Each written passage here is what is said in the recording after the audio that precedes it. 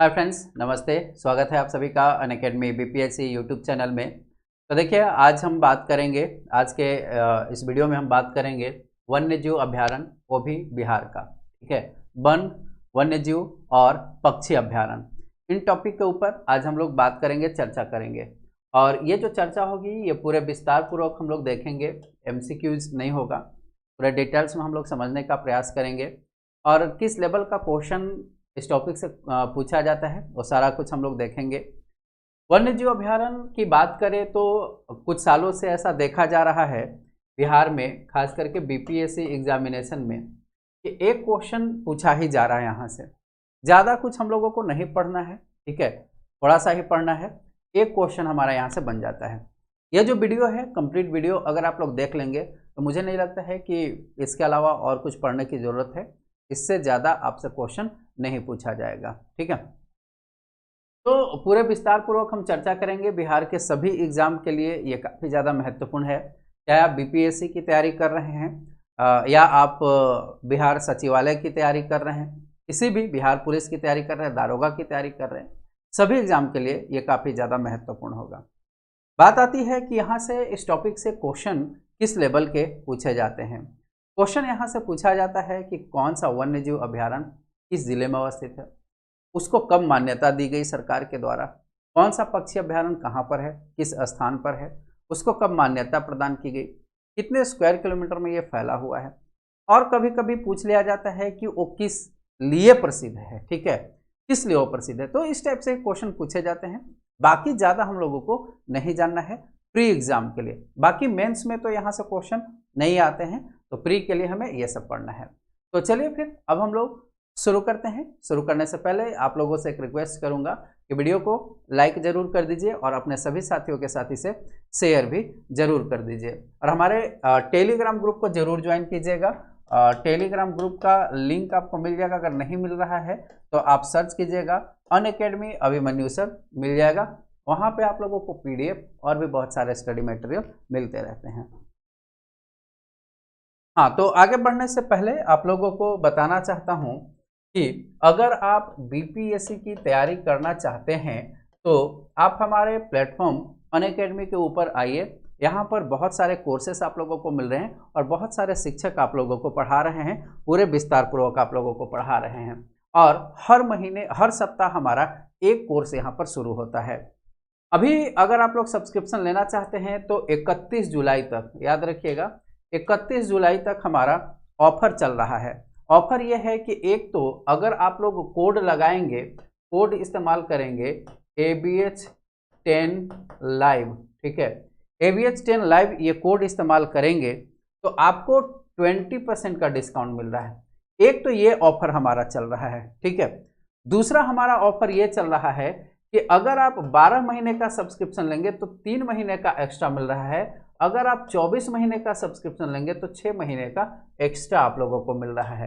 तो ये ऑफर जाने मत दीजिए हाथ से, और अभी जाइए और सब्सक्रिप्शन लीजिए। याद रखिएगा कि सब्सक्रिप्शन लेते समय ABH10 लाइव कोड का इस्तेमाल जरूर कीजिएगा। तो देखिए, अभी यानी कि आप लोगों को 50% की बचत हो रही है, 50% डिस्काउंट आप लोगों को मिल रहा है। 50% का डिस्काउंट कैसे मिल रहा है? एक तो 20% का डिस्काउंट हमारे कोड ABH10 से मिल रहा है, ABH10 लाइव से मिल रहा है, ठीक है। दूसरा आप लोगों को जो मिल रहा है वो 12 महीने पे 3 महीने और 24 महीने पर 6 महीने का मिल रहा है। तो 6 महीने का अगर आप लोग सब्सक्रिप्शन देखेंगे तो यहाँ पर देखेंगे तो इतना पैसा 6 महीने का लगता है, तो टोटल अगर देखेंगे तो इतना कॉस्ट हो जा रहा है। तो कहीं ना कहीं 50% की बचत हो रही है, इसलिए 50% का डिस्काउंट मिल रहा है। अभी जाइए सब्सक्रिप्शन लीजिए, ABH10 कोड जरूर लगाइएगा, ठीक है। आप लोगों को प्लस क्लास में क्या मिलता है? आप लाइव क्लास करते हैं, यहाँ पे अनलिमिटेड एक्सेस है आप लोगों के लिए। सभी टॉप एजुकेटर आपको पढ़ा रहे हैं, पूरा सिलेबस कवर किया जाता है, complete exam preparation, regular doubt clearing session आप लोगों को मिलता है, लाइव टेस्ट सीरीज मिलता है आप लोगों को, आंसर राइटिंग सेशन आप लोगों को मिलता है, स्टडी मटेरियल मिलता है PDF फॉर्मेट में आप लोगों को, मेंटरशिप और गाइडेंस भी यहाँ पे मिलता है। तो प्लस क्लास को जरूर ज्वाइन कीजिए आप लोग। ये अभी हाल ही में हमारा एक नया कोर्स शुरू हुआ है, ठीक है। और इसमें इतने सारे एजुकेटर आप लोगों को पढ़ा रहे हैं, जिसमें मैं आप लोगों को बिहार स्पेसिफिक और करंट अफेयर पढ़ाऊंगा। अगर आप एक सब्सक्रिप्शन लेते हैं तो उसमें आप pre mains, BPSC pre mains, Bihar सचिवालय सहायक, सीडीपीओ, दारोगा, सबकी तैयारी आप कर सकते हैं। ठीक है, आप हमारे टेलीग्राम ग्रुप को जरूर ज्वाइन कीजिएगा, और टेलीग्राम ग्रुप अगर नहीं मिल रहा है तो सर्च कीजिएगा Unacademy Abhimanyu sir, Unacademy Abhimanyu sir. ठीक है, अनअकैडमी अभिमन्यु सर, ये जब अगर आप सर्च करेंगे तो वहां पर एक ग्रुप आप लोगों को मिलेगा, आप ज्वाइन कर लीजिएगा। ठीक है, ज्वाइन कर लीजिएगा। यहाँ पे पीडीएफ और भी बहुत सारे स्टडी मटेरियल आप लोगों को मिलते रहते हैं। चलिए फिर अब हम लोग क्लास की शुरुआत करते हैं। तो आज हम लोग इस आज के टॉपिक में, आज के इस लेक्चर में, आज के इस वीडियो में क्या क्या जानने वाले हैं, क्या क्या समझने वाले हैं। आज हम बात करेंगे वन्यजीव अभ्यारण्य के बारे में, आज हम बात करेंगे बर्ड सेंचुरी के बारे में, और आज हम बात करेंगे राष्ट्रीय पार्क के बारे में। अब बात ये आती है कि चलो ये तो कुछ अलग है ना, पक्षी अभ्यारण्य जिसको हम लोग बोलते हैं, लेकिन वन्यजीव अभ्यारण्य और राष्ट्रीय पार्क, नेशनल पार्क में, या जिसको हम राष्ट्रीय उद्यान भी बोलते हैं, ठीक है, जिसको हम राष्ट्रीय उद्यान भी बोलते हैं, इनमें आखिर फर्क क्या है, अंतर क्या है। सबसे पहले तो इस चीज को हम लोगों को समझना होगा कि इन दोनों में, इसमें और इसमें क्या डिफरेंस है, क्या अंतर है। ठीक है, इसके बाद हम चर्चा करेंगे कि बिहार में कौन कौन से राष्ट्रीय उद्यान हैं और कौन कौन से वन्यजीव अभ्यारण्य है। देखिए बाबू, सबसे पहले हम बात करते हैं, डिफरेंस समझते हैं यहाँ पर वन्यजीव अभ्यारण्य की। वन्यजीव अभ्यारण्य एक प्राकृतिक आवास होता है। ध्यान दीजिएगा कि यह कैसा होता है, एक प्राकृतिक आवास होता है जो सरकारी या प्राइवेट, निजी एजेंसियों के अंडर रहता है ये। ठीक है, यहां पर विशेष प्रकार के पक्षी या जानवर, ठीक है, यहां पर विशेष प्रकार के पक्षी या जानवरों को सुरक्षा प्रदान की जाती है। ध्यान दीजिएगा, विशेष प्रकार के पक्षी और जानवरों को सुरक्षा प्रदान की जाती है। जबकि राष्ट्रीय उद्यान की हम बात करें तो यह संरक्षित क्षेत्र होता है, रिजर्व एरिया होता है ये। ठीक है, यह संरक्षित क्षेत्र होता है और सरकार के द्वारा जो वन्य जीव हैं उनको संरक्षित किया जाता है। ध्यान दीजिएगा कि यहां पर गवर्नमेंट के द्वारा जो वन्य जीव हैं इनको संरक्षित किया जाता है और उनके विकास के लिए काम किया जाता है। ठीक है, पहली बात यह आती है कि यहां पर पशु, पक्षी, कीट, सरीसृप, हर प्रकार के जीव जंतु जो है यहां पर बरकरार रहते हैं। यहां पर पशु हो गए, पक्षी हो गए, कीट हो गए, सरीसृप हो गए, सबको यहां पर संरक्षित किया जाता है। जबकि यहां पर जो जीव जंतु हैं उसके अलावा वनस्पति को भी संरक्षित किया जाता है, वनस्पति को भी संरक्षित किया जाता है, या जो ऐतिहासिक धरोहर हैं, ठीक है, या जो ऐतिहासिक धरोहर हैं उनको भी बचा करके रखा जाता है, संरक्षित किया जाता है। जबकि यहां पर सिर्फ जीव जंतुओं की बात होती है। ठीक है, जो भी जीव जंतु हैं उनको संरक्षित किया जाता है, बचाया जाता है। इसके अलावा अगर हम लोग बात करें तो इसका लक्ष्य क्या है, आखिर वन्यजीव अभ्यारण्य का क्या लक्ष्य है और राष्ट्रीय पार्क, राष्ट्रीय उद्यान का क्या लक्ष्य है। वन्यजीव अभ्यारण्य का यह लक्ष्य है यह सुनिश्चित करना कि वन्यजीवों और उनके जो आवास हैं उनके व्यवहार और आबादी में बढ़ोतरी करना, ठीक है, या उनको बनाए रखना, उनको कम नहीं होने देना, जो जीव जंतु हैं उनको। ठीक है, साथ ही यहाँ पर इसका उद्देश्य यह है, राष्ट्रीय पार्क स्थापित करने के पीछे उद्देश्य ये होता है कि किसी भी क्षेत्र की जो प्राकृतिक और ऐतिहासिक वस्तुएं हैं और वन्य जीवन, ध्यान दीजिएगा कि किसी भी क्षेत्र में प्राकृतिक में वनस्पति ये सब आ गए, ठीक है, ऐतिहासिक जो वस्तुएं हैं वो भी, और जीवन की सुरक्षा, ठीक है, जीवन की रक्षा, मतलब कि इसमें जीव जंतु हैं, सबको सुरक्षा प्रदान करना, ये इसका लक्ष्य है। ठीक है, तो ये डिफरेंस है। और क्या डिफरेंस है इसमें? बात आती है कि इसमें बंधन है क्या इन दोनों में? बंधन की अगर हम बात करें तो यहां पर प्रतिबंध कम है, यहां पर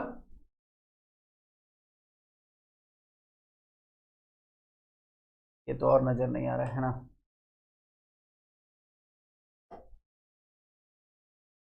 यहां पर प्रतिबंध कम है। ठीक है, यहां पर प्रतिबंध कम है, यह जनता के लिए खुला रहता है, आप जा सकते हैं, घूम फिर सकते हैं, चीजों को देख सकते हैं। ठीक है, प्रतिबंध यहां कम है, लेकिन यहां पर प्रतिबंध ज्यादा है, यहां पर अत्यधिक प्रतिबंध है। ठीक है, यहां पर अत्यधिक प्रतिबंध है, यहां पर हर लोगों को जाने की अनुमति नहीं है। अब यहां पर बात आती है कि क्या आधिकारिक अनुमति जरूरी है? मतलब कि यहां पर अगर आप जाना चाहते हैं तो क्या अधिकारियों से अनुमति लेना जरूरी है? जरूरी नहीं है यहां पर। ठीक है, लेकिन यहां पर जरूरी है, यहां पर जाने के लिए जरूरी है। ठीक है, इसके अलावा मानव गतिविधियों की बात करें तो यहां पर अनुमानित है, लेकिन एक निश्चित सीमा तक, और यहां पे कोई अनुमति नहीं है। ठीक है, यहां पर कोई अनुमति नहीं है मानव गतिविधियों के लिए। तो ये सब चीजें हैं, खासा कुछ डिफरेंस है इसमें। ठीक है, अब बात आती है कि ये जो वन्य जीव होते हैं, एक स्लाइड मुझे लगता है लेना पड़ेगा।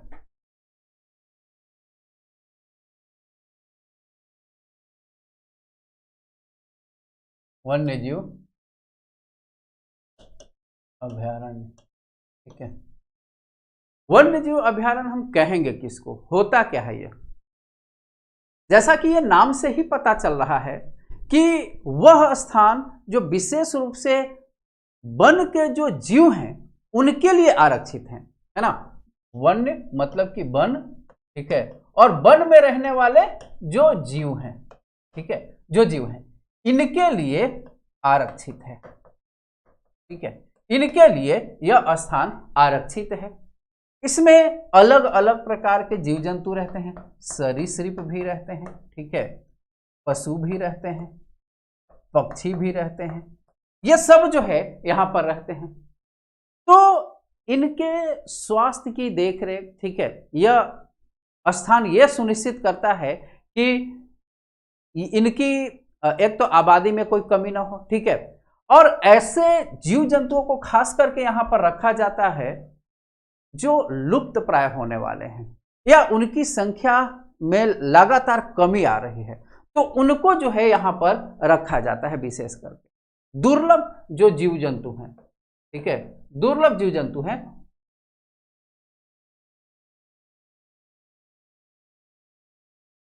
दुर्लभ जीव जंतु हैं, उनको यहां पर रखा जाता है, लुप्त प्राय जीव जंतुओं को रखा जाता है, ताकि ये अपने पूरे जीवन यहां पर शांति से व्यतीत कर सके। ठीक है, पूरा जीवन शांतिपूर्वक व्यतीत कर सके और अपनी आबादी को बढ़ा सके, या जो आबादी है उसको कम से कम बरकरार रख सके। ठीक है, तो इसलिए यह होता है वन्यजीव अभयारण्य।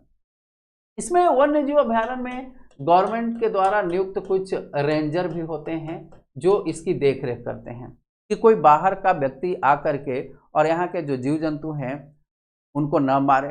ठीक है, इसके लिए देखभाल करने के लिए ये लोग होते हैं, इनकी तस्करी कोई ना करे, अवैध शिकार न करे, जीव जंतुओं को कोई प्रताड़ित न करे, तो इनकी सुरक्षा के लिए ये रेंजर नियुक्त किए जाते हैं।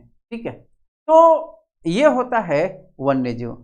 उम्मीद करता हूं आप लोगों को समझ में आ गया होगा। ठीक है, बात यह आती है कि राष्ट्रीय उद्यान क्या है।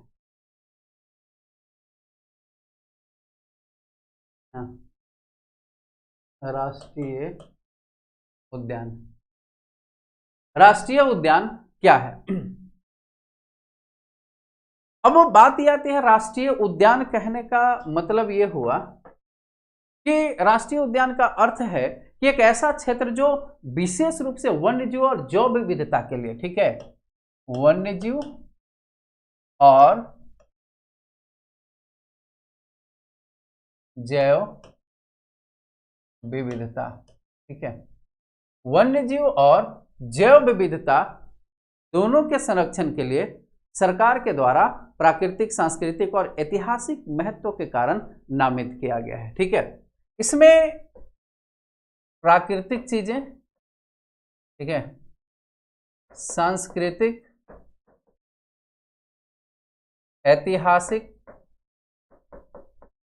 ठीक है, इन सब चीजों को जीव जंतु, है ना, कई प्रकार के प्रजातियों, इन सब को संरक्षित रखा जाता है।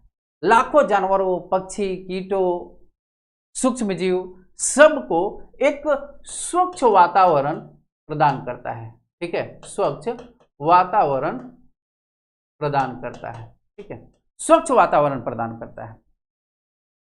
बात आती है कि ये जो राष्ट्रीय उद्यान होता है, क्या ये सिर्फ वन्य जीवों को ही संरक्षित करता है, बचाता है?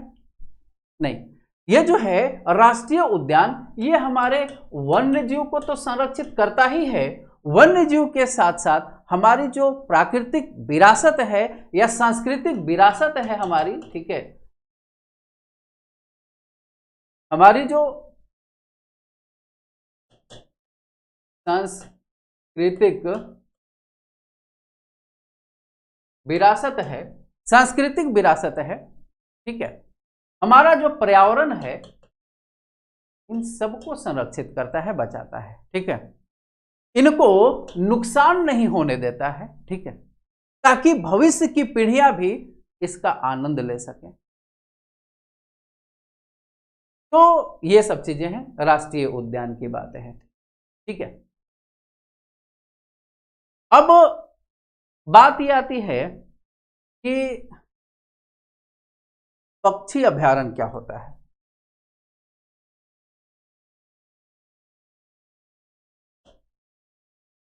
पक्षी अभयारण्य, ठीक है,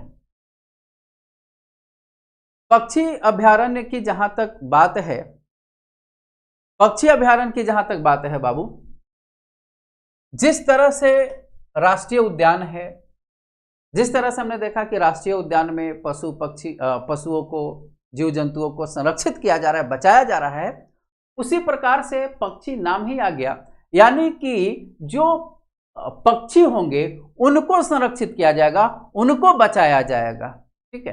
कई सारे ऐसे लोग हैं जो पक्षियों का शिकार करते हैं, तस्करी करते हैं, तो पक्षियों को भी, बहुत सारे ऐसे पक्षी हैं, आप लोग भी देख रहे होंगे, मैंने बचपन में देखा था कि चील अब दिखाई देते हैं क्या? नहीं दिखाई देते हैं, कहीं ना कहीं वो लुप्त हो रहे हैं, खत्म हो रहे हैं पृथ्वी से। तो हमें पक्षियों को बचाने की जरूरत है, ऐसा ना हो कि पक्षी बिल्कुल ही खत्म हो जाए पृथ्वी से। पक्षी भी हमारे पर्यावरण का एक हिस्सा है, ठीक है, हमारी जिंदगी का एक हिस्सा है, और उनको हमें बचा करके रखने की जरूरत है। और ये पक्षी लुप्त होते जा रहे हैं पृथ्वी से। अब तो पक्षी बहुत कम नजर आते हैं, चाहे कोई भी पक्षी हो, तो इनको हमें बचा करके रखने की जरूरत है। पक्षी के विलुप्त होने के पीछे मानवीय क्रिया भी है बाबू, ठीक है, मानवीय क्रिया भी है। और सबसे बड़ा क्या है? सबसे बड़ा है हमारा मोबाइल फोन, ठीक है, हमारा मोबाइल फोन जो इलेक्ट्रोमैग्नेटिक या इस टाइप की कुछ चीजें जो है वो तरंगे उत्पन्न करता है, ठीक है, जो टावर होता है, इन सब से प्रॉब्लम होती है। अब पक्षियों का जो दिमाग होता है उस पर इसका खासा प्रभाव पड़ता है। इसके ऊपर एक मूवी भी बनी है ना, इसके ऊपर मूवी बनी है, क्या नाम है मूवी का मुझे याद नहीं आ रहा है। अक्षय कुमार जी ने उसमें रोल निभाया है पक्षी राज का, है ना, और उसमें टावर, मोबाइल, ये सब का वो सर्वनाश करते हैं कि पक्षियों को विलुप्त कर रहा है ये सब। तो पक्षियों के विलुप्त होने में हमारा भी हाथ है, और कहीं ना कहीं हमें इन सब चीज़ों से बचना होगा, ठीक है, लेकिन इतना आगे हम लोग कि बच ही नहीं सकते इनसे। तो खैर हम लोग चलिए पक्षी अभयारण्य की बात करेंगे कि एक ऐसा स्थान होगा जहां पर पक्षी रहते होंगे, पक्षी आते होंगे, वहां पर पक्षियों की देखभाल की जाती है और पक्षियों के ऊपर स्टडी किया जाता है। ठीक है, तो इसकी बात हम लोग करेंगे। चलिए फिर अब हम लोग क्लास को शुरू करते हैं। देखिए, सबसे पहले हम बात करेंगे गौतम बुद्ध वन्य जीव अभयारण्य की। ठीक है, गौतम बुद्ध, अभी लगता है किसी एग्जामिनेशन में हाल ही में यहाँ से तो क्वेश्चन पूछा गया था, हाल ही में यहाँ से क्वेश्चन पूछा गया था। आप लोगों से जो क्वेश्चन पूछा जाता है वो देखिए इतना ही से लगभग पूछा जाता है। सबसे पहले बात यह आती है कि गौतम बुद्ध वन्य जीव अभयारण्य जो है ये बिहार में है कहाँ पर। तो देखिए ये तो याद रखना मुश्किल नहीं है, क्योंकि भगवान बुद्ध के नाम पर है ये, और बुद्ध बिहार से क्यों संबंधित हैं, क्योंकि बिहार में इनको ज्ञान की प्राप्ति हुई थी। ज्ञान की प्राप्ति कहाँ हुई थी, तो गया में। ठीक है, ये है गया, गया में ही इनको ज्ञान की प्राप्ति हुई थी। ठीक है, गया में इनको ज्ञान की प्राप्ति हुई थी, बोध गया स्थान पर। ठीक है, तो इसीलिए इनके नाम पर रख दिया गया है। तो कहाँ है ये गौतम बुद्ध वन्य जीव अभयारण्य, तो ये है गया जिले में। बात आती है कि इसकी स्थापना कब हुई थी, तो 1976 ईस्वी में, 1976 में इसकी स्थापना की गई थी। कितने वर्ग किलोमीटर में ये फैला हुआ है, तो ये लगभग फैला हुआ है 259 स्क्वायर किलोमीटर में, वर्ग किलोमीटर में। अगर आप गया से हैं या अगर आप गया जाना चाहते हैं तो इस अभयारण्य को अगर देखना चाहते हैं तो यह अभयारण्य गया से लगभग 20 किलोमीटर की दूरी पर है। ठीक है, गया से लगभग 20 किलोमीटर की दूरी पर यह अवस्थित है। इसका क्षेत्रफल जो है 259 स्क्वायर किलोमीटर है, जैसा कि यहाँ पर लिखा हुआ भी है कि 259 स्क्वायर किलोमीटर में ये फैला हुआ है। ये जो अभयारण्य है ये वन पहाड़ी के निचले हिस्से में अवस्थित है, मतलब कि पहाड़ी क्षेत्र के तराई वाले हिस्से में ये अभयारण्य स्थित है। ठीक है, अब इसके नीचे अगर हम लोग बात करें, इसके नीचे रास्ते की जो पहाड़ी है तराई का, तो तराई के उत्तर में ये स्थित है। ठीक है, और यहाँ पे आप नीचे देखेंगे, नीचे यहाँ पर आप देखेंगे तो इधर है छोटा नागपुर का पठार, जो छोटा नागपुर का पठार। ठीक है, यहां है छोटा नागपुर का पठार। छोटा नागपुर का जो पठार है झारखंड में है, और इसके छोटा नागपुर के पठार के उत्तर में है ये गया, तो यहीं पर है ये वन्यजीव अभयारण्य। ठीक है, यहां पर बात ये आती है कि कौन कौन से जीव पाए जाते हैं, तो यहाँ पे मुख्य रूप से चीता, तेंदुआ, सांभर, हिरण, चीतल, ये सब जीव जंतु मुख्य रूप से यहाँ पर पाए जाते हैं। ठीक है,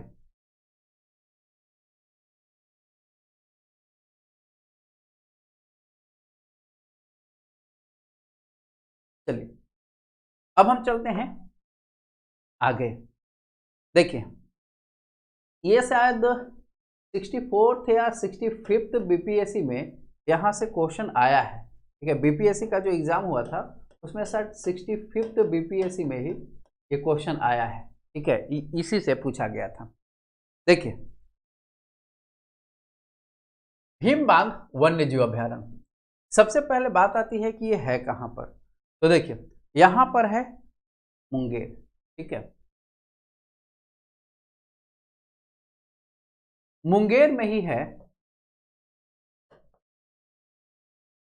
मुंगेर में ही ये अवस्थित है भीमबांध वन्यजीव अभयारण्य। ठीक है, इसकी स्थापना कब हुई थी, 1976 में, 1976 ईस्वी में, 1976 में इसकी स्थापना की गई थी। ठीक है, मुंगेर जिले में अवस्थित है यह। बात आती है कि इसका जो एरिया है, ठीक है, कितने क्षेत्रफल में ये फैला हुआ है, तो 631.99 स्क्वायर किलोमीटर में। ठीक है, 631.99 स्क्वायर किलोमीटर में ये फैला हुआ है। अब इसमें कौन कौन से जीव मुख्य रूप से पाए जाते हैं, तो यहां पर पाए जाते हैं भालू, तेंदुआ, सांभर, जंगली सुअर, भेड़िया, लंगूर, बंदर, मगरमच्छ, नीलगाय, मोर, सांप, ये सब जीव जंतु यहाँ पर पाए जाते हैं।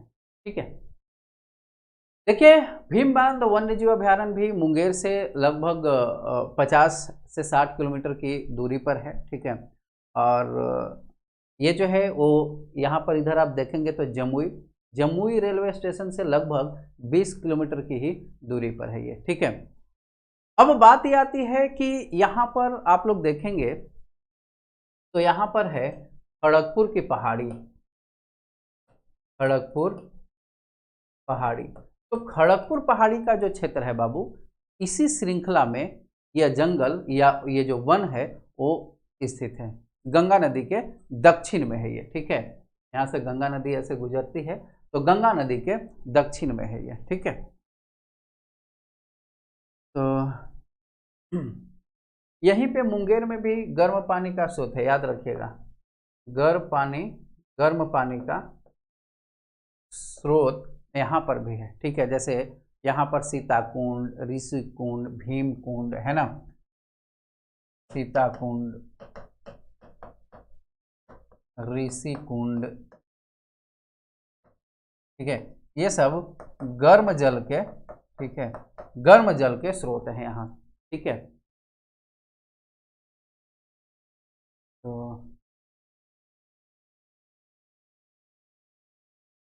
ये चीजें हैं।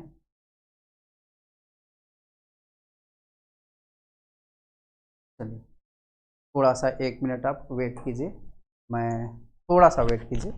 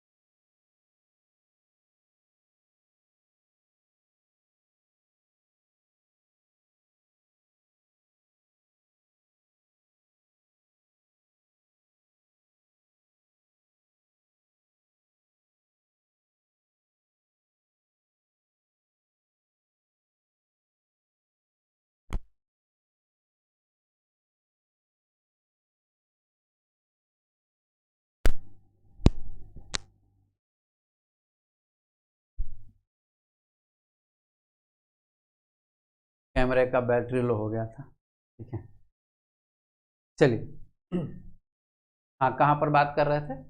तो हाँ, यहाँ तक हमने बात कर लिया। अब हम चलते हैं आगे।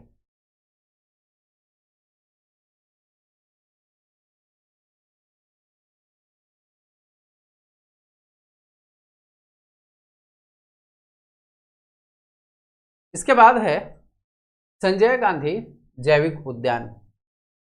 संजय गांधी जैविक उद्यान, बात ये आती है ये है कहाँ पर? संजय गांधी जैविक उद्यान तो ये है पटना में। देख लीजिए पटना कहाँ है, ये है पटना। ठीक है, ये पटना है। 1973 में इसकी स्थापना की गई थी, 1973 में इसकी स्थापना की गई थी। तो 1973 में इसकी स्थापना की गई थी। कितने में फैला हुआ है? 153 एकड़ में यह लगभग फैला हुआ है। पार्क को पहली बार 1969 में एक वनस्पति उद्यान के रूप में स्थापित किया गया था। याद रखिएगा कि 1969 में इसको वनस्पति उद्यान के रूप में इसको स्थापित किया गया था। कब? 1969 में इसको स्थापित किया गया था। 1973 से यह पार्क जैविक उद्यान के रूप में जाना जाने लगा। तो 1973 से इसको जैविक उद्यान की मान्यता दी गई है। ठीक है, जैविक उद्यान की मान्यता 1973 से इसको दी गई है। ठीक है, इस उद्यान में विभिन्न प्रकार के पशु पक्षी तथा वनस्पति को संरक्षित रखा गया है। गैंडा प्रजनन के संदर्भ में यह उद्यान देश के उद्यानों में प्रथम स्थान रखता है। क्वेश्चन यहीं से आप लोगों से पूछा जाता है कि गैंडा प्रजनन की दृष्टि से कौन सा उद्यान प्रसिद्ध है? तो ये जो संजय गांधी जैविक उद्यान है ये गैंडा प्रजनन की दृष्टि से, गैंडा प्रजनन की दृष्टि से ये काफी प्रसिद्ध है। एशिया में सबसे बड़ा है ये, ठीक है। एशिया में सबसे ज्यादा गैंडा प्रजनन यहीं पर किया जाता है। यहीं पर आपको बता दूं कि 11 कमरों का सांप घर है, 11 कमरों का सांप घर, ठीक है। 11 कमरों का सांप घर यहां पर है जो इसको आकर्षित बनाता है, ठीक है। बात आती है कि इस उद्यान में कितने प्रजाति पाए जाते हैं, तो इस उद्यान में 100 प्रजाति पाए जाते हैं बाबू, ठीक है। 100 प्रजातियां यहां पर पाई जाती हैं। अब की बार लगता है इन्वर्टर ही गया क्या। 100 प्रजातियां यहां पर पाई जाती हैं। लगभग 1180 वन्य जीव को यहां पर संरक्षित किया जाता है, ठीक है। वन्य जीव 1180 वन्य जीवों को यहां पर संरक्षित किया जाता है। तो ऐसे जीवों को यहाँ पर मतलब कि संरक्षित किया जाता है जो विलुप्त होने के कगार पर है, संकटग्रस्त हैं, ठीक है, जिनका प्रजनन नहीं हो रहा है, तो उनको जो है वो यहाँ पर संरक्षित किया जाता है, यहाँ पर रखा जाता है, ठीक है। तो याद रखिएगा कि एशिया में सबसे बड़ा गैंडा प्रजनन की दृष्टि से ये उद्यान है एशिया में, और विश्व में दूसरा है, दूसरा सबसे बड़ा विश्व में, एशिया में सबसे बड़ा है, ठीक है। चलिए फिर अब हम लोग चलते हैं आगे की ओर। वाल्मीकि नगर वन्यजीव अभयारण्य, वाल्मीकि नगर वन्यजीव अभयारण्य क्या है, इसको थोड़ा सा देख लेते हैं। देखिए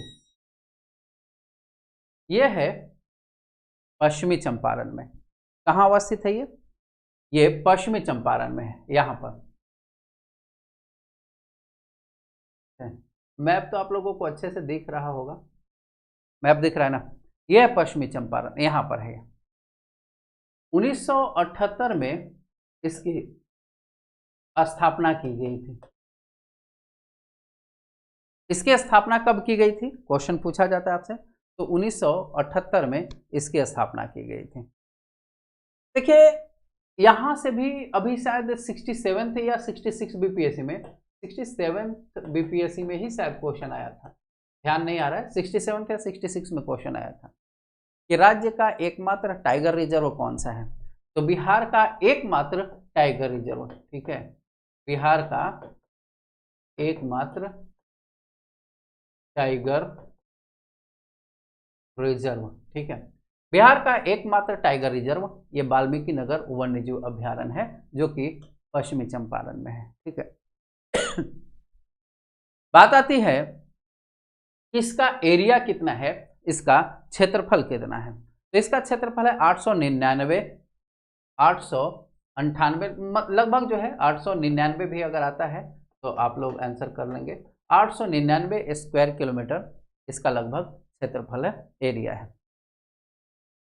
इसमें यह बिहार की दूसरी बाघ परियोजना है जो बिहार के पश्चिम चंपारण जिले के वाल्मीकि नगर में स्थित है। यहाँ पर है बाबू वाल्मीकि नगर, ठीक है, यहीं पर वाल्मीकि नगर है। और आपको बता दूं कि बिहार की दूसरी बाघ परियोजना है। बाघ के अलावा यहाँ पर और कौन कौन से जीव रहते हैं, तो यहाँ पर तेंदुआ, ठीक है, इसके अलावा भालू, इसके अलावा चीतल,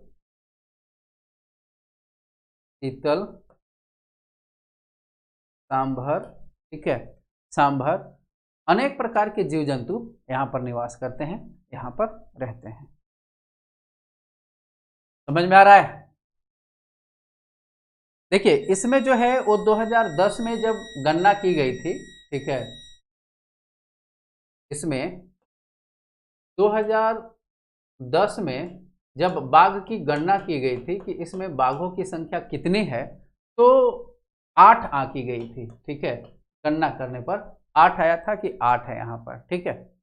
इसके बाद 2014 में बताया गया कि 28 हैं, 2014 में 28 कहा गया था, ठीक, 28 बाघ यहाँ पर निवास करते हैं, ओके। तो कहीं ना कहीं बढ़ोतरी तो हो रहा है, ठीक है, कहीं ना कहीं इसमें बढ़ोतरी जरूर हो रहा है। चलिए, लगता है इन्वर्टर जो है वो बीप कर रहा है, जाएगा।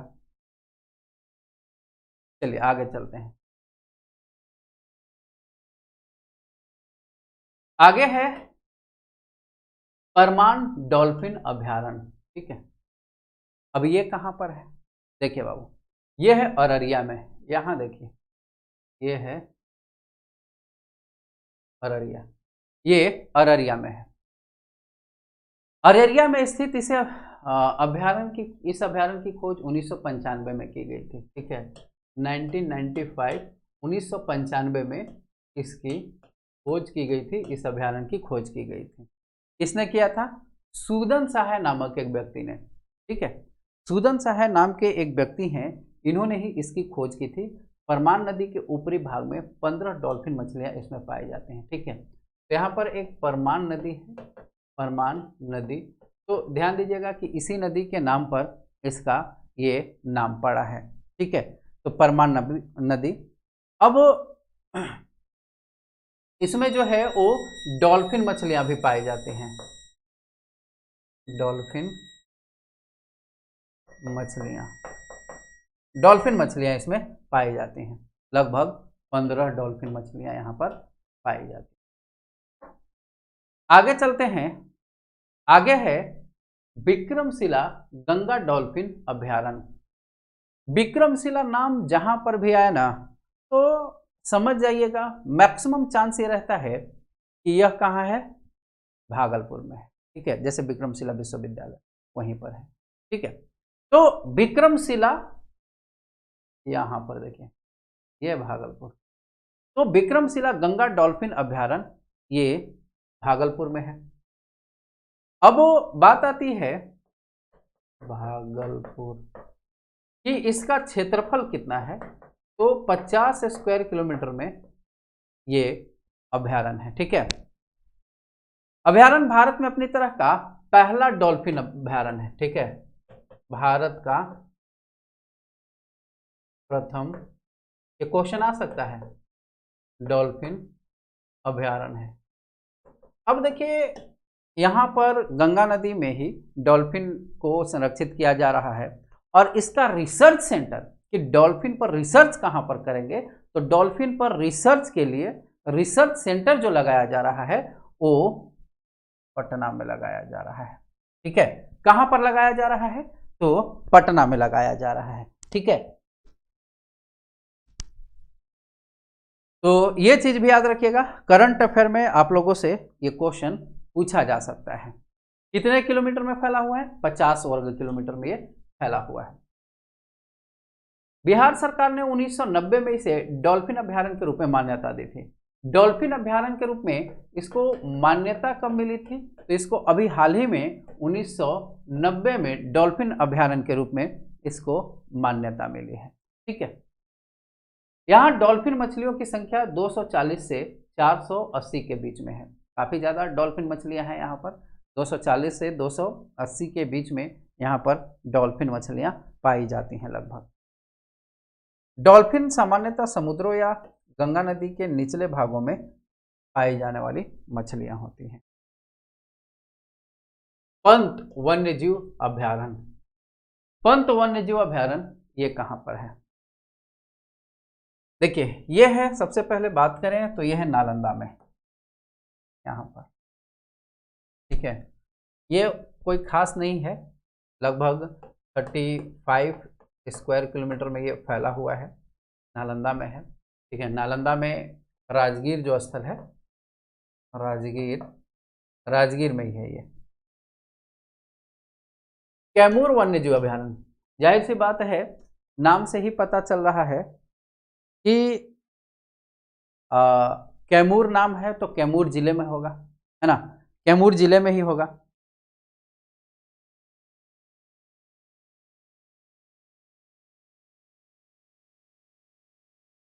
है ना, कैमूर जिले में ही होगा। कैमूर जिला कहाँ है? यहाँ है। कैमूर से हमेशा क्वेश्चन पूछा जाता है आप लोगों से, खनिज से संबंधित भी क्वेश्चन पूछा जाता है कैमूर से। कैमूर में हमें पता है कि चूना पत्थर युक्त खनिज हम लोगों को मिलता है।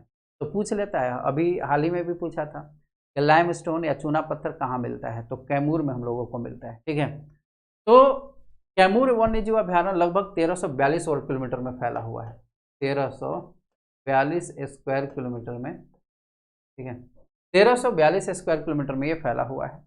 ठीक है, स्थान कहाँ पर है, तो ये है रोहतास। देखिए ये रोहतास है और ये कैमूर है, तो यहाँ पर बॉर्डर पर है। वैसे ये रोहतास में ही चला जाता है, नाम कैमूर है लेकिन रोहतास में ये है। ठीक है, इन वनों में ब्लैक बक, नीलगाय, चिंगारा, बाघ, चीते, हाइना, जंगली सुअर, स्लॉथ, बियर आदि सामान्य रूप से पाया जाता है। तो ये सब जीव जंतु जो है वो यहाँ पर पाए जाते हैं। ठीक है, ये मुख्यतः पहाड़ियों और ऊंची नीची भूमि तक ही सीमित है। ठीक है, ये यहाँ सासाराम से, सासाराम, डेहरी ऑन सोन, भभुआ और इसके अलावा सिरसा का मकबरा, ठीक है, करकट गढ़ जो है, ये सब यहाँ पर इन सब क्षेत्रों में काफ़ी प्रसिद्ध हैं रोहतास में। इसके बाद हम लोग चलते हैं तो आगे है कांवर पक्षी विहार। पक्षी विहार आ गया। ठीक है, कांवर झील नहीं, झील की बात हमने पिछले वीडियो में किया था। कांवर पक्षी विहार है कहाँ पर, यह बेगूसराय में। देखिए यहाँ पर है बेगूसराय। ठीक है, बेगूसराय,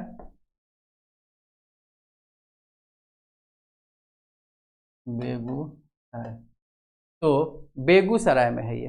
ठीक है, अब पक्षी विहार के रूप में मान्यता कब इसको मिली थी, तो इसको पक्षी विहार के रूप में मान्यता की बात करें तो इसको मान्यता 1989 ईस्वी में मिली थी। 1989 ईस्वी में मिली थी। बात आती है यह कितने स्क्वायर किलोमीटर में, कितने क्षेत्रफल में फैला हुआ है, तो 63.11 स्क्वायर किलोमीटर में लगभग यह फैला हुआ है। ठीक है, 63.11 स्क्वायर किलोमीटर में लगभग यह फैला हुआ है। रूस, मंगोलिया तथा साइबेरियाई देशों से हजारों किलोमीटर की दूरी तय करके प्रवासी पक्षी यहाँ पहुँचते हैं। इस पक्षी विहार की गणना विश्व के वेटलैंड में होती है। ठीक है, याद रखिएगा कि वेटलैंड में इसकी गणना की जाती है। और आपको बता दूं कि कांवर झील को ही अभी हाल ही में, ठीक है, कांवर झील जो है, कांवर झील को इसको रामसर स्थल घोषित किया गया है। रामसर स्थल। क्वेश्चन यहाँ से अभी प्रोजेक्ट मैनेजर का या कुछ ऐसा एग्जाम हुआ था बीपीएससी का, उसमें क्वेश्चन आया था, ये अभी आ भी सकता है। ठीक है, क्योंकि बिहार का पहला रामसर स्थल है ये। इस पक्षी विहार में कुछ दुर्लभ किस्म के पक्षी हिमालय के ऊपरी भागों, चीन तथा श्रीलंका से भी आते हैं। तो अलग अलग जगह से यहाँ पर पक्षी आते हैं और इसके बाद फिर ये वापस चले भी जाते हैं। ठीक है, चलिए अब हम चलते हैं आगे।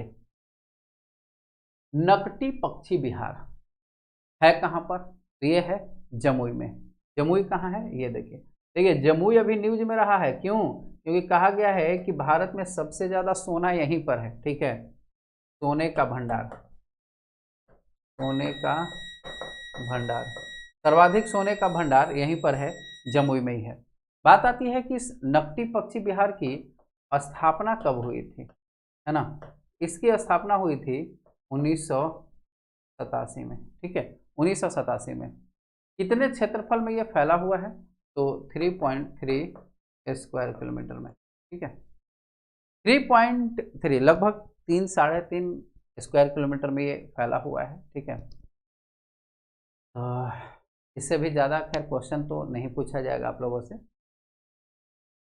गोगाबिल पक्षी विहार कहाँ है, ये है कटिहार में। देखिए यहाँ, देखिए इससे जो मैं आप लोगों को बता रहा हूँ ना, मैप से बताते चल रहा हूँ। ऐसे भी लिख करके एक्सप्लेन मैं कर सकता था, लेकिन मैं ये जो मैप से बता रहा हूँ ना, तो इससे क्या होगा कि आप लोगों को एक मैप भी याद होते चलेगा कि कौन सा जिला कहाँ पर है। कभी कभी क्या हमेशा पूछता है आपसे कि कौन सा जिला कितने, जैसे पटना से कितने ज़िले लगे हुए हैं, नेपाल से कितने ज़िले लगे हुए, ऐसा पूछा जाता है आप लोगों से। ठीक है, तो ये भी आपको साथ ही साथ याद होते चलेगा। ठीक है, कहाँ है ये, कटिहार में है। 217.99 एकड़ में फैला हुआ है। 217.99 एकड़, 217.99 एकड़ में ये लगभग फैला हुआ है। स्थापना हुई थी 1990 में, ठीक है, 1990 में इसकी स्थापना की गई थी। इस पक्षी विहार में धनुषाकार झील है।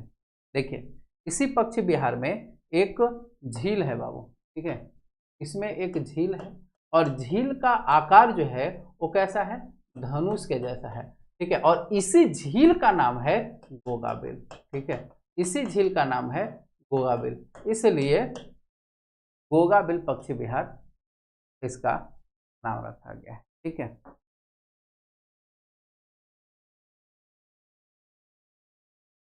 चलिए अब हम चलते हैं आगे। नागी पक्षी विहार, नागी पक्षी विहार ये भी कहाँ है, ये भी जमुई में ही है। यहाँ पर देखें, ये जमुई है, जमुई झारखंड के साथ सीमा बनाता है, ठीक है।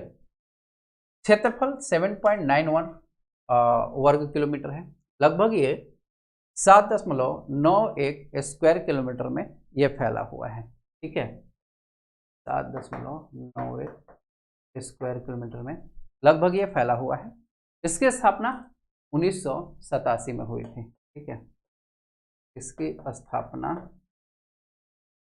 1987 ईस्वी में इसकी स्थापना की गई थी, ठीक है। तो बाकी इसके बारे में भी हम लोगों को मतलब कि पक्षी विहार के रूप में इसको मान्यता 1987 ईस्वी में मिला है, बाकी ज़्यादा हम लोगों को नहीं जानना है। इसके बाद है कुशेश्वर पक्षी विहार। कुशेश्वर झील भी हमने देखा था, ये कहाँ है, दरभंगा में, यहाँ देखिए दरभंगा, मधुबनी के नीचे है दरभंगा, ठीक है। अब बात आती है कि इसका क्षेत्रफल जो है वो कितना है, तो 100 स्क्वायर किलोमीटर में ये फैला हुआ है, ठीक है, 100 स्क्वायर किलोमीटर में ये फैला हुआ है। अच्छा देखिए, सबसे बड़ी बात ये है कि ये पक्षी विहार जो है, ठीक है, बिहार का मतलब पता है क्या होता है, बिहार का मतलब होता है निवास स्थान, और किसका निवास स्थान है, पक्षियों का निवास स्थान है, ठीक है, पक्षी यहाँ पर आकर के और रहते हैं। अब देखिए, ये सबसे बड़ी बात ये है यहाँ पर, ये उत्तर भारत का, ठीक है, उत्तर बिहार का ही नहीं, उत्तर भारत का सबसे बड़ा पक्षी विहार है, ठीक है, ये जरूर नोट कीजिएगा कि उत्तर भारत का सबसे बड़ा, ठीक है, पक्षी विहार है ये, तो ये ध्यान दीजिएगा, यहां से क्वेश्चन आप लोगों से बन सकता है। यहाँ साइबेरियाई प्रवासी पक्षी अक्टूबर माह में आने लगते हैं, ठीक है, साइबेरिया से यहाँ पर पक्षी आते हैं और अक्टूबर महीने में यहाँ आते हैं साइबेरियाई पक्षी। तो कभी कभी क्वेश्चन पूछ लेता है कि साइबेरियाई पक्षी कहाँ पर आते हैं, ठीक है। इसके बाद है बक्सर पक्षी विहार। जाहिर सी बात है, नाम से ही हम लोगों को पता चल रहा है कहाँ होगा ये, तो बक्सर जिले में है। यहाँ पर देखिए, ये है बक्सर, ये बक्सर जिला है, तो बक्सर जिले में यह है और लगभग 25 स्क्वायर किलोमीटर में यह फैला हुआ है ना, 25 स्क्वायर किलोमीटर में ये फैला हुआ है। अक्टूबर माह में लालसर नामक पक्षी कश्मीर से यहाँ प्रवास करके आते हैं, जो मार्च में पुनः कश्मीर की घाटियों में लौट जाते हैं। देखिए, क्वेश्चन पूछा जाता है कि लालसर नामक पक्षी जो है, ठीक है, लालसर नामक पक्षी कश्मीर से यहाँ पर प्रवास के लिए आते हैं, और कब आते हैं बाबू, अक्टूबर महीने में आते हैं, ठीक है, और पुनः ये कब चले जाते हैं, मार्च महीने में वापस चले जाते हैं ये लालसर पक्षी। तो यहाँ से भी आप लोगों से क्वेश्चन बनता है, पूछा जा सकता है, ठीक है। तो ये फैला हुआ है 25 स्क्वायर किलोमीटर में, कहाँ है, बक्सर जिले में है ये, ठीक है। आगे चलते हैं, तो ये जो है समाप्त हुआ हमारा आज का सेशन, और उम्मीद करता हूँ आप लोगों को ये सेशन अच्छा लगा होगा, ठीक है। वीडियो अच्छा लगा होगा तो आप लोग लाइक ज़रूर कर दीजिएगा वीडियो को, और अपने सभी साथियों के साथ शेयर कर दीजिएगा, और आप लोग थोड़ा सा एक कमेंट करके मुझे बताइएगा, कमेंट में ज़रूर बताइएगा कि अभी इस टाइप का जो सेशन आप लोगों के लिए मैं लेकर के आ रहा हूँ, डिटेल्स वाला सेशन, क्या आप लोगों को इसी टाइप का सेशन पसंद है या फिर आप लोगों को एमसीक्यूज वाला सेशन पसंद है, ऑब्जेक्टिव क्वेश्चन वाला पसंद है? तो आप लोग अपना फीडबैक जरूर दीजिए, ठीक है। तो ये ऑफर है और इस ऑफर का लाभ उठाइए आप लोग और सब्सक्रिप्शन लीजिए। 50% का लगभग आप लोगों को फायदा मिल रहा है। कोड लगाइए ABH10 और ये आपको बता दूं कि 31 जुलाई तक ये ऑफर बढ़ा दिया गया है। 29 जुलाई तक था, लेकिन 31 जुलाई को रात 12 बजे से पहले आप लोग सब्सक्रिप्शन ले लीजिए और अपनी तैयारी को सुदृढ़ कीजिए। कोड जरूर याद रखिएगा, ABH10 लाइव, ठीक है। चलिए फिर मिलते हैं आगे के सेशन में और हमारे टेलीग्राम ग्रुप को जरूर ज्वाइन कीजिएगा। अनअकैडमी अभिमन्यु सर नाम है टेलीग्राम ग्रुप का, ज्वाइन कीजिएगा। वहाँ पे बहुत सारे स्टडी मटेरियल आप लोगों को मिलते रहते हैं। चलिए फिर मिलते हैं। बहुत बहुत धन्यवाद आप सभी का।